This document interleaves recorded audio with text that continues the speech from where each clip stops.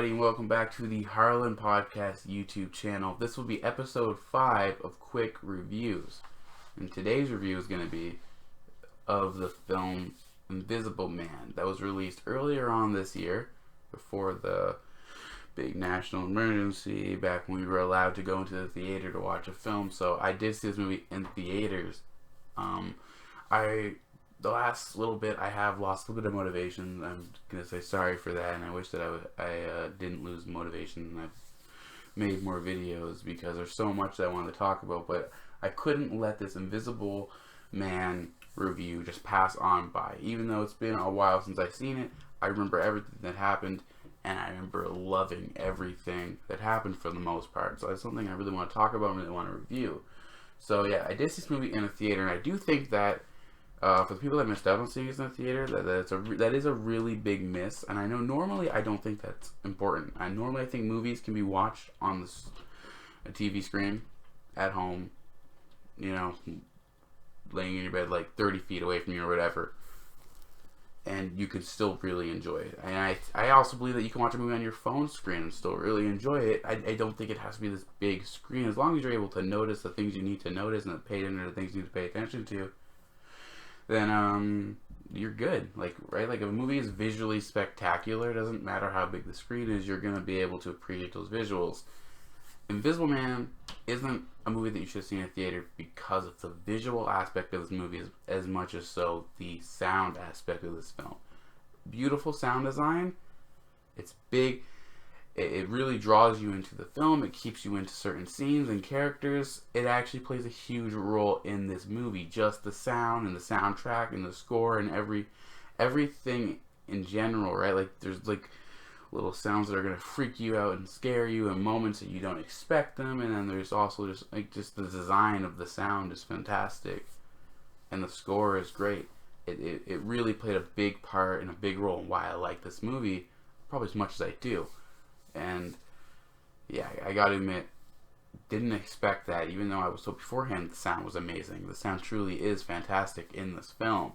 And I would say, like, if you can find a good sound equipment or whatever, like great speakers or something, you know, so you can really appreciate this audio, because it's beautiful. But with that being said, that's not the only thing I liked about Invisible Man. I really like that the movie is pretty well structured, just in general. Not only does it have a pretty strong script with a pretty believable story for the story that it is, that's portrayed in such a good and fascinating and unique way. Invisible Man is very fascinating. You want to understand the technologies, and that's kind of one of the issues with the movies, that you don't understand them. They don't really go into it. They don't try to explain it at any level, not a heavy level, not even a floor level. Really, it's just the suit here.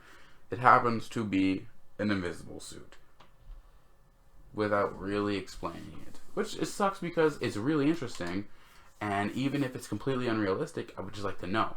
But that's like a little thing for me, and I think that for a lot of people probably didn't care that much. And that's because it's not super important to the film, or to understand the movie, or to understand what's most important. Most important is going to be Elizabeth Moss's character, and being able to connect with her and understand her. Luckily, Elizabeth Moss is a fantastic actress, and she delivers one of her best acting performances ever. I love Elizabeth Moss. I think she's a fantastic actress. I love her work. So for me to say that this is one of her best performances is a pretty big deal, because I think every performance she delivers is pretty fantastic, but this one just takes the cake in terms of she's there in every scene. You can tell that she's putting in everything into it. You really connect with her as well. She does a really good job at connecting to you, despite being so different than you. She's in such a different circumstance than most people, and has such different reactions to things, and such a different kind of life than most people because of what she was put through. Her character, that you wouldn't expect to connect to her so well, because it's not just the emotional connection that you get through feeling sorry for her. It's more of like a legitimate connection to her character, because you want to like her character and you want to root for her and you want her to succeed. not just because she's had it hard or rough, but because she seems like such a great person and such a cool like a person that you could probably like in real life and you could really connect with. And Elizabeth Moss does a fantastic job at transitioning that through her performance onto screen, and she's honestly art. Like, it's just art. Beautiful acting from Elizabeth Moss and pretty much everyone else in this movie, really. They do a really good job making sure the movie makes sense. If something happens, it doesn't feel like a generic ploy. It doesn't seem super predictable. It doesn't seem like it's just thrown in there for the sake of convenience. It seems to all make sense towards the story. It all seems to really fit. Like, all the pieces of the puzzle of Invisible Man seem to fit really well together. It seems like it's a movie that was well thought out, well crafted, and well structured to the point where it is a movie you can enjoy watching and really get connected into, and really put your whole body into it, or whatever, like really put your whole mind into the film. I know I did, and I was on the edge of my seat most of the time, and I was on the edge of my seat most of the time.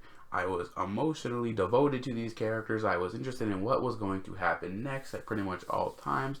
During Invisible Man, I was there. I was there but not there, because I was so into the movie that I needed to know what was going to happen, that I couldn't take my eyes off screen till it was over. I will say the ending to this movie isn't exactly the most spectacular ending, and it's definitely a little bit more on the predictable side of things. So when you're thinking of psychological thriller, I know a lot of people are thinking of unpredictability and shock and surprise. Invisible Man ending isn't exactly that direction, but it's the direction that makes the most sense to me and to most people, which is kind of why it feels predictable, because it made sense to the movie and to the character and to the situation. So it's not surprising, but still, in a way, it kind of is, because of what happens. I'm not gonna give away too much about the ending, because I know if you haven't seen it, you probably don't want the ending spoils for you. Yeah. I mean, there's certain things I don't like about the movie. I think there's sometimes the things can be too slow, or there's some unnecessary shots or moments that just feel like they're there to make the movie, I guess, a little longer or a little artsier. It feels unnecessary. It's like you're taking it a step towards, it's like, you don't need that. Like, you could have cut that. You could have left that out from time to time. But I feel that way in a lot of movies, and I think that's more of a personal preference with me. It's like, you can cut out these little stilts and things that you don't need, but that's just my opinion. Other than that, I really enjoyed the movie. Like I said, I enjoyed this story. I thought it was really well structured. The film was just good. There are some things that take you out of the movie every once in a while, and that is why I can only give the movie an 8 out of 10, because psychological thrillers, those are my favorite kinds of movies.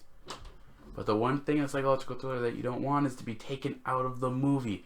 That is my biggest thing when it comes to psychological thrillers. Make sure that my eyes are glued to the screen 24/7. I know I said earlier that it were for the most part, and they were for the most part. But if there's times where I can feel like I ask myself, oh, why did that happen? Or that was stupid, and I can take myself out of the movie for a second, then that's kind of a flaw for me, and a pretty big one. With that being said, though, that doesn't happen a lot in Invisible Man. And Invisible Man does have what it take the skill sets to bring it right back in, with beautiful sound and beautiful visual and beautiful just story in general. Like I said, Invisible Man, good movie. I definitely would recommend it to anyone that wants to watch a new movie during quarantine. Elizabeth Moss, fantastic actress. I would love to see her maybe even get nominated towards award season. If award season happens, who knows? Where things are going. But yes, definitely check out Invisible Man.